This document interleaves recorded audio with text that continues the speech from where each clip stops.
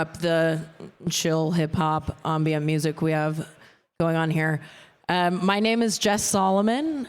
This is Jacob Shea. It's Jacob Shea.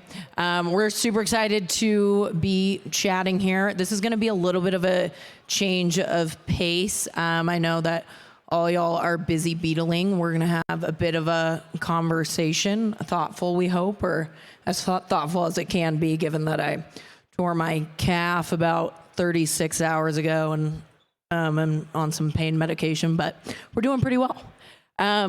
So yeah, the title of this fireside chat is Beyond Ponsizomics, Leveraging DeFi for Real Biz. Just to give a little bit of a background about myself, my name is Jess Salomon. I started out my journey in Web3 as the first community manager at MakerDAO. So starting at the launch of Single Collateral DAI in December 2017. Since then, I moved around a bit between like marketing, biz, like BD, stuff like that. And then started working on an array of fun Web3 stuff. As we can see, the space has really grown here. ETH Denver was actually the first hackathon I ever went to in 2018, like including NFTs and some Cosmos stuff too, like who knows. But Jacob, on the other hand, do you want to give a little bit of background about yourself and your awesome journey? Yeah, sure. So I've been working on this project called Union for about 3 years now. We're trying to solve, well, we kind of have solved, basically credit. So unsecured credit, which if anyone's familiar with unsecured credit, it's about as like highly leveraged as you can get. But it's also kind of a useful tool in kind of actual business. So you either have like a very important tool for like ensuring like operating leverage, or you have a tool that can just like enable infinite leverage. So we're trying to not go the infinite leverage for a speculation route, which has caused us to kind of do a lot of research and like focus on like what are the actual like real economy use cases of like DeFi. And that's kind of where we are right now. Yeah. Super awesome stuff. So just to sort of start out, Jacob, because you are the brainiac here, how would we define Ponsizomics in this situation? Or what are like some examples in maybe real world versus Web3 world? Yeah, so just to bring out the Webster's dictionary. So you have real economy, which is like not a judgment on like finance isn't real economy. It's just like they're just terms. So you have real economy, which is anything where it's like buying and selling, like weird. So it's like the consumption and production of goods and services. So if you don't have a consumption or a production of a good, you're probably in the financial economy, which is just kind of buying and selling things. It doesn't really matter what the thing is, because all that you really care about is like being able to sell it off.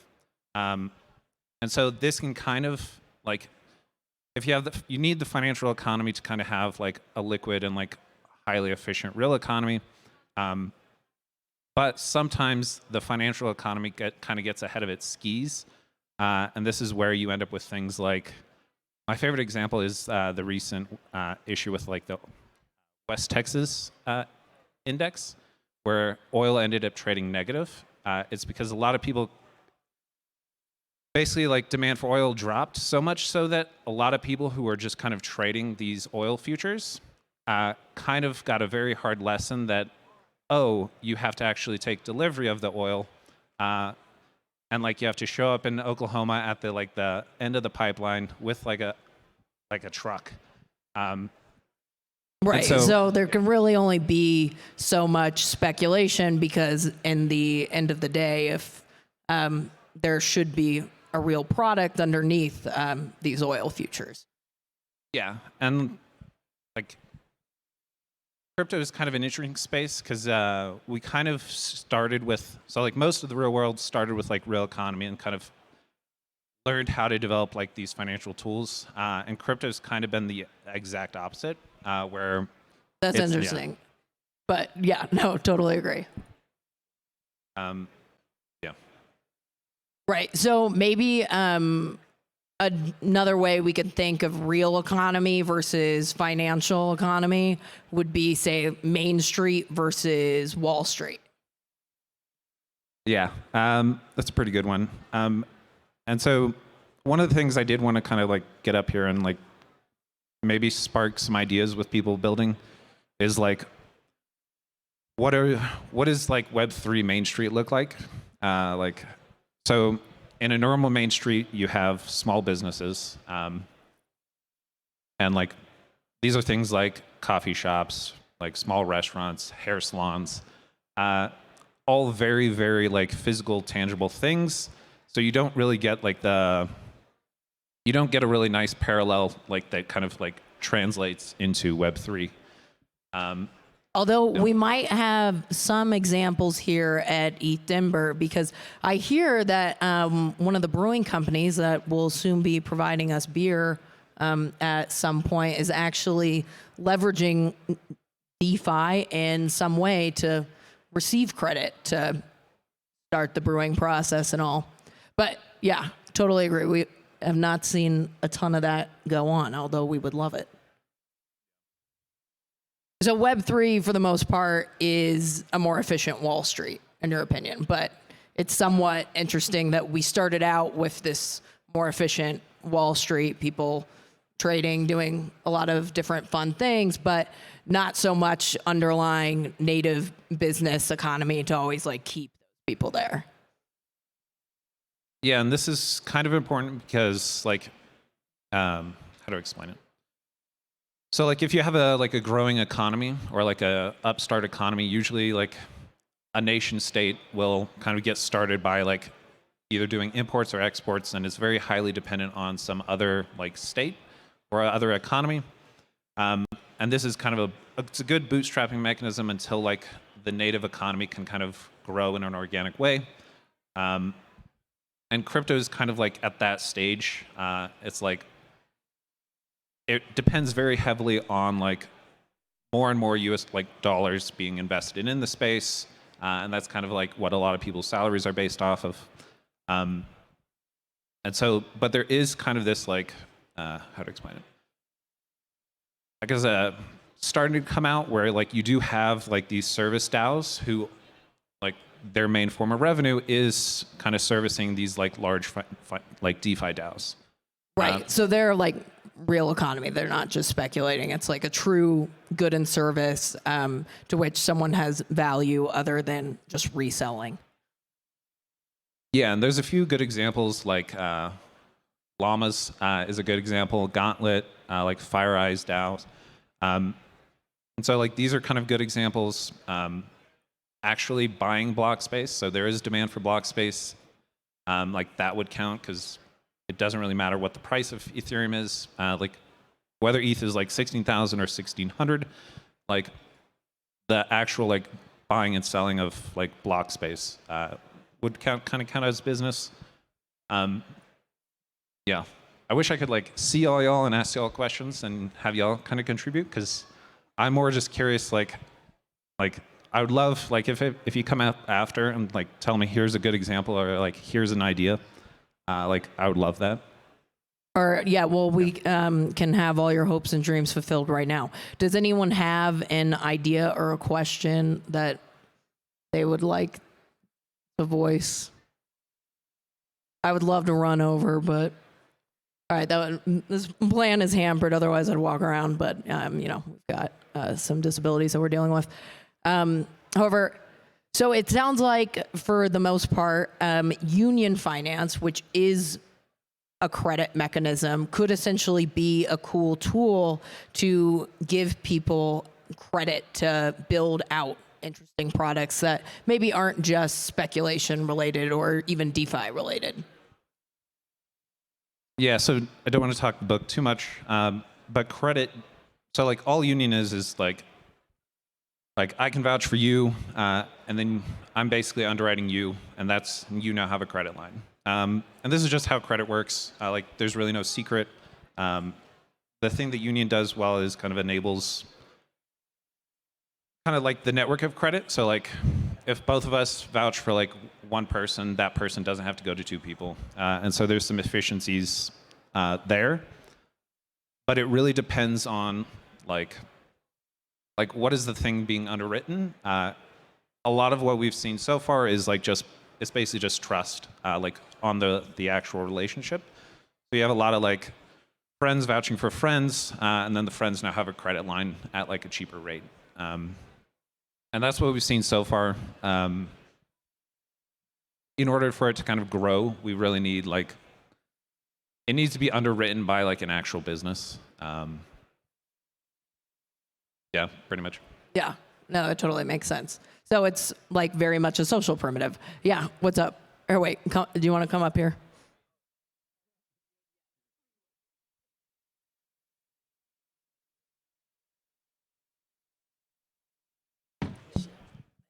I was just wanted to ask you guys about the, let's just say, the replacement of certain national currencies with cryptocurrency. So one that comes to mind is like Bitcoin Cash in St. Kitts and Nevis on the Caribbean.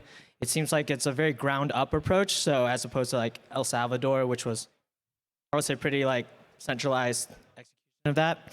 And from my experience with that community, it seems that the organic growth right now, starting in the islands, is spilling over into places like India with the remittances, which is like a huge driver of adoption in like other far-flung communities around the world that are all connected to this like decentralized currency, right?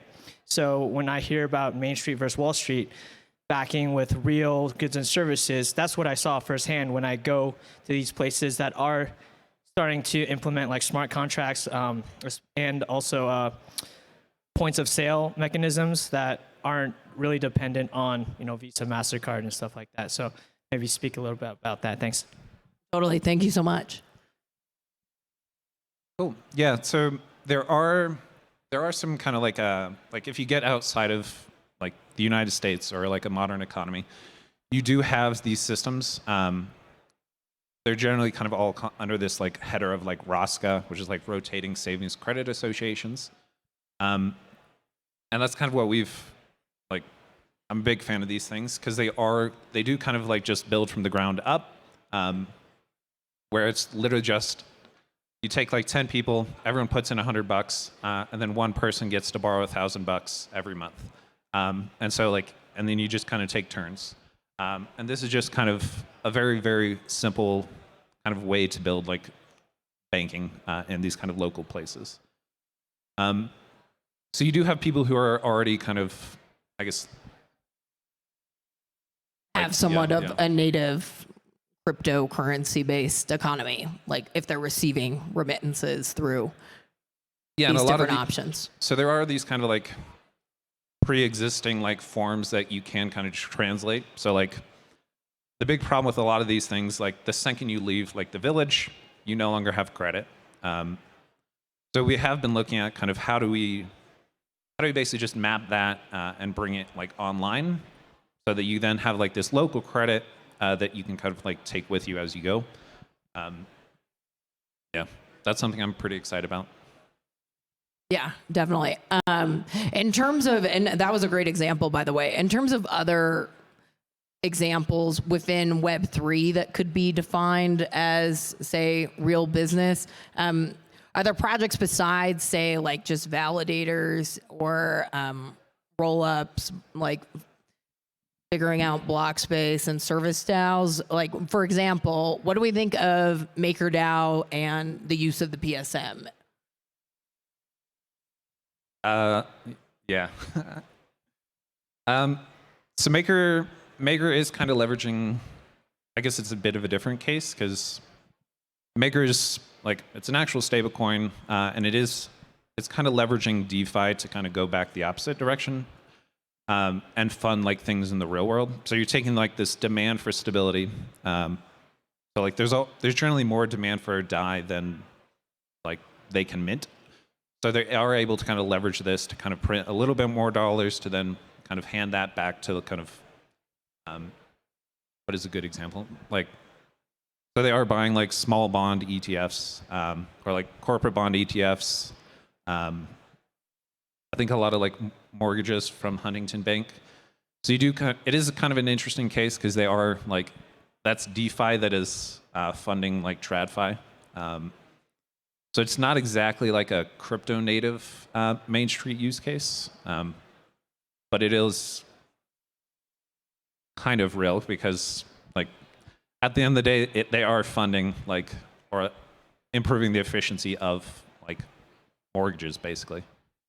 Right. Yeah, I think that makes sense. Like, for example, if someone was to buy something like Amazon stock, Amazon actually is a product. So in the end, like there's an underlying business actually there as opposed to something that could be, but if you're buying the stock in order simply to resell it as opposed to receiving dividends for the business to make more money, then we can say that what Maker's doing with the PSM buying corporate bonds sort of makes sense and kind of hybrid example of fueling true business.